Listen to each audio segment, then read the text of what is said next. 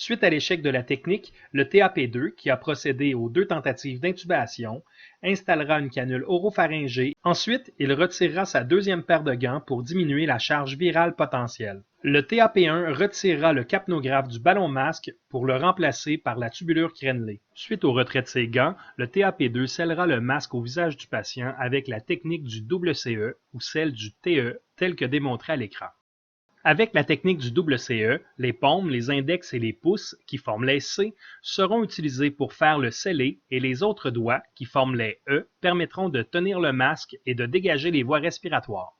La technique TE réfère à l'éminence ténor. Il s'agit de la saillie musculaire arrondie sous le pouce. C'est cette saillie et les pouces placés de chaque côté du masque qui permettront le scellé.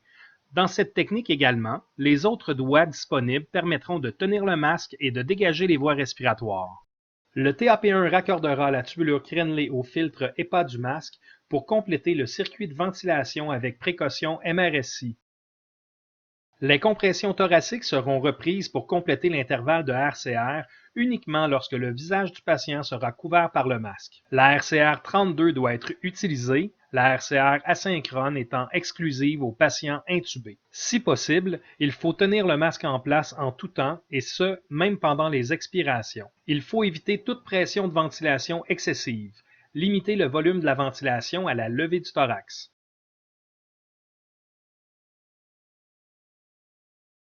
Une fois l'intervalle terminé, il faut lancer l'analyse et changer de masseur.